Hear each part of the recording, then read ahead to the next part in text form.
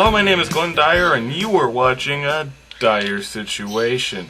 Today, I'm seeing Risen, which looks suspiciously like the movie that was being made in Hail Caesar. But, ooh, this is a milestone. There were a ton of super religious films that came out last year. And I think this might be the first kind of exploitative one. Technically, I did see a religious film last year when I saw, The Letters, yeah. But even then, it was more just about Mother Teresa than really just super the war room levels of, religious, I don't even want to say propaganda, but like fanaticism. You know, something that the cinema snob would be reviewing about now. But I think this might be the first one I've seen that that might go into that category. Because, you know, this movie, if in case you don't know, it deals with a Roman centurion and how he encounters the resurrection of Jesus. Yeah. Well, the thing is, with that plotline, I'm not sure how you can keep it secular, but, so most likely this is going to be, pretty entertaining for me in some form or another. So, yeah, let's see how it is. That was actually pretty good. Believe it or not, I kind of enjoyed myself. Sadly, once again, I've been cheated. I would not call this a propaganda film. I would not call this exploitation. If anything, this is a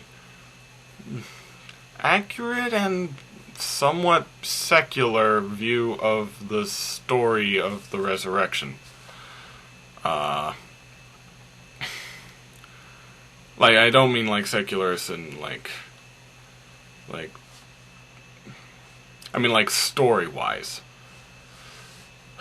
Not in like historically accurate, but I'm not going to get into whether the events in this movie are real or not, because I don't feel like it. So instead I'll talk about mundane stuff. Let's see. I like the look of Jesus in this. And yes, you do see Jesus. He's not like a white as snow dude who's like, with like, a nose like mine and stuff like that. No, he is dark-skinned. He's got like a Jewish nose, and man, it looks pretty much like he probably would have in real life. Probably. Which was cool. And the first half, I like the first half more than the second. It's kind of interesting. The whole thing is basically this Roman centurion who's tasked with figuring out what happened to where Jesus is. Where in the world is Jesus? Because, you know, his tomb is open and his body's gone and stuff, right? And it's kind of framed almost like a detective flick where he's interviewing different people and trying to find out the answers, and yeah. And then the second half he falls into their movement, and that's a little less interesting, but still kind of fun because, you know, Roman centurion trying to get a bunch of hippies to follow in line with his military orders, which is a little fun, but not really. I think if there's any major problem with this movie is that it's telling a story. It's telling a story here, but I'm not sure it had much of a point. Like, in as far as the context of the movie, really, we get a very minor arc from the main character, but not much context as to how we're supposed to feel about this, or not. How do I mean? Like, there's not really a sense of why this has to be here. What is this movie trying to say? Like that's its main problem, I think.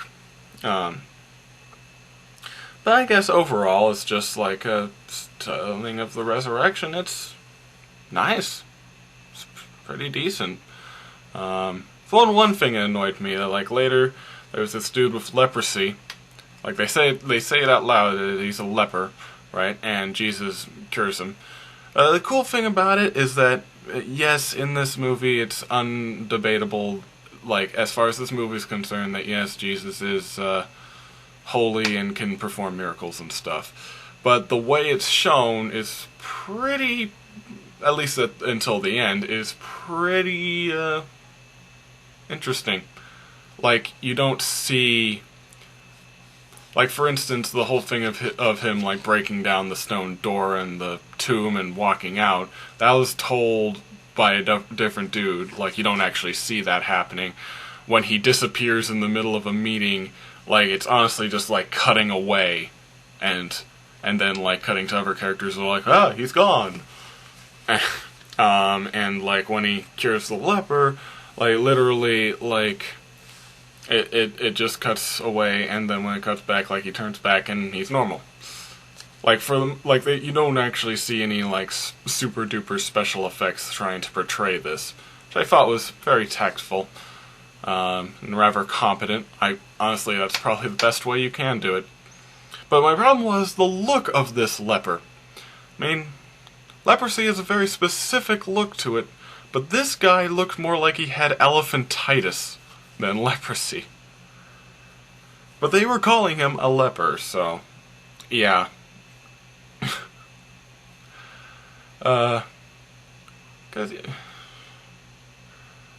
Yeah, that would be more like disease and stuff. But yeah, so my main problem with this movie, its depiction of lepers is totally inaccurate.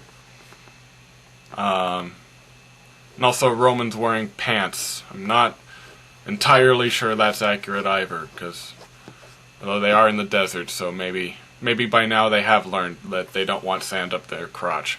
Because that was a thing, like, they didn't like pants. But, you know, Arabians, they wore pants. And eventually Romans wore pants because they realized that if you don't, you get sand in your crotch. And nobody wants sand in your crotch. So you wear pants when you're in the desert. I'm on a total tangent. Yeah. Overall, I guess it's in terms of the letters, it's not... But, you know, a little closer to being a religious iconic film of some sort. The letters was more like a biography, and this more like a story. Once again, I'm not going to get into religious debates, just movie. I know I already mentioned it, but it's one of those things that has to be said multiple times, because otherwise people get mad at you. In fact, people will probably still get mad at you, but that's okay. At least you tried. Yeah, overall, thought it was pretty enjoyable, but not much reason for it. Not much I'm going to really be taking away from this, other than it's pretty good. So yeah, and until next time, I'm Glenn Dyer, and you have been watching A Dyer-Situation.